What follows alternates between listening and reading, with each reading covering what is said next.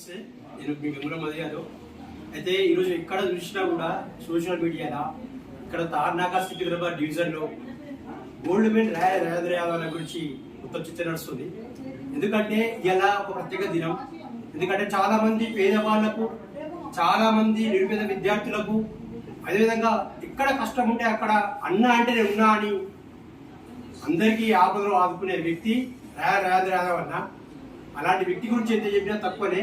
సికింద్రాబాద్ ఎక్కడ చూసినా, ఎక్కడ చెత్త జరిగిన, ఎవరు సోషల్ మీడియాలో చూసినా కూడా యూత్ మొత్తం అన్న గురించి చర్చ నడుస్తుంది.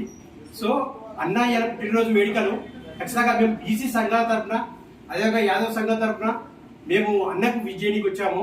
నిజంగా అన్న చేసే కార్యక్రమాలు చెప్పుకుంటూ పోతే చాలా ఉన్నాయి.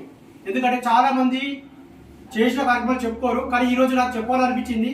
సో మేము చెప్పాలనుకుంటాము. కరోనా టైంలో, అది కష్టకాలంలో ఎంతో మంది నిరుపేదలు చాలా బాధపడుతుంటే అన్న ఆ టైంలో మాస్కులతో పాటు ప్రతి ఒక్కరికి రేషన్ ఇప్పించడు కానీ, వాళ్ళకి సమస్యలు తీర్చుడు కానీ, అదేవిధంగా గుళ్ళలో జాతరలు జరిగితే కూడా మన హిందూ సాంప్రదాయాలు కానీ, ముస్లిం సాంప్రదాయాలు కానీ, ఎవరైనా కానీ కుల మతాలకు అతీతంగా అన్న అందరినీ ఆదుకుంటాడు. అట్లా చాలా మందికి కూడా అన్న సహాయం చేసాడు.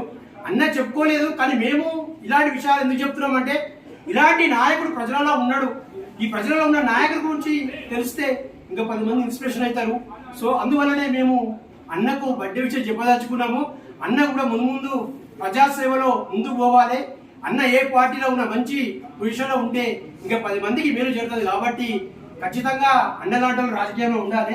అన్న ఈ ప్రజాసేవ మిత్రులు మల్లేష్ యాదవ్, అదేవిధంగా కత్తెర శ్రీనివాస్ యాదవ్, అదేవిధంగా శంకర్ యాదవ్, శ్రీశైలం యాదవ్, మహేందర్ గౌడ్, అదేవిధంగా అన్న పేరు అందరూ నాయకులందరూ పాల్గొనడం జరిగింది. ఖచ్చితంగా ఈ సందర్భంగా అన్నకు మరొకసారి పుట్టినరోజు శుభాకాంక్షలు.